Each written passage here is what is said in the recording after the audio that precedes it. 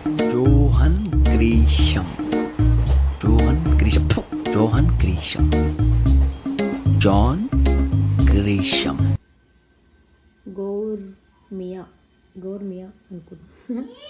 ఇది ఒక air fryer అన్నమాట, డిజిటల్ ఎయిర్ ఫ్రైయర్.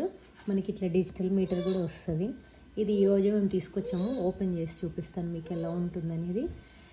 ఇందులో ఎయిర్ ఫ్రై చేయొచ్చు, అండ్ రోస్ట్ చేయొచ్చు, బాయిల్ చేయొచ్చు, డీహైడ్రేట్ అంటే నాకు తెలియదు అది కూడా చేయొచ్చు, రీహీట్ చేయొచ్చు, అదే మళ్ళీ వేడి చేసుకోవచ్చు, వామ్గా ఉంచవచ్చు, ఫుడ్ పెట్టి కీప్ వామ్ పెట్టచ్చు, బేక్ చేయొచ్చు, ఇవన్నీ చేయొచ్చు అనమాట. సో మనం ఇప్పుడు ఇది ఓపెన్ చేసి చూద్దాం ఎలా ఉంటుంది అనేది. ఓకే, మనకు తొందర ఎక్కువ కదా, అందుకని ఆల్రెడీ ఫైల్ ఓపెన్ చేసాం అనమాట. సో ఓపెన్ చేశాకైతే ఇలా ఉంటుంది, చూస్తున్నాను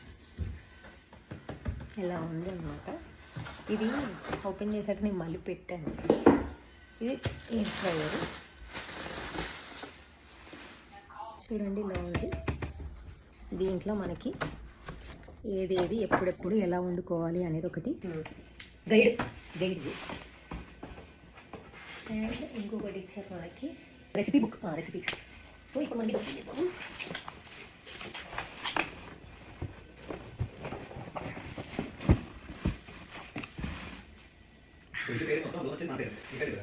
సూపర్ ఉంది కదా, చాలా బాగుంది ఎయిర్ ఫ్రైయర్. ఇవన్నీ ఓపెన్ చేద్దాం.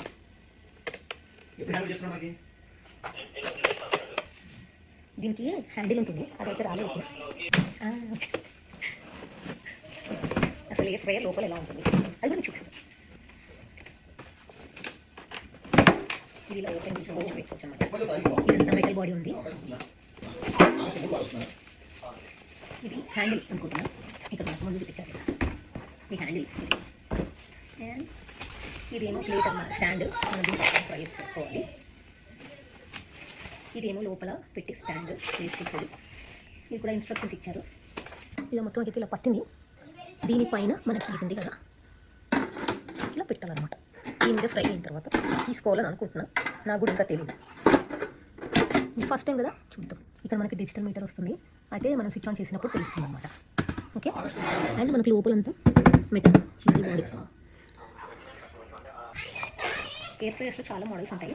అంటే లోపల ప్లాస్టిక్ బాడీ ఉంటుందట, ఆ ప్లాస్టిక్ బాడీ మాత్రం అసలు కొనుక్కోవద్దు, స్టీల్ బాడీదే కొనుక్కోవాలి. స్టీల్ ఇన్ ద సెన్స్ మెటల్ది కొనుక్కోవాలట. ఎందుకంటే మనం ప్లాస్టిక్ వాడకం ఎక్కువైపోయి మనకు అన్ని రోగాలు వచ్చేస్తున్నాయి కదా, అందుకని మెటల్ బాడీ కొనుక్కున్నాం అనుకోండి మనకి ఏ ఇబ్బంది ఉంటుంది, తీర్చి పెట్టచ్చు.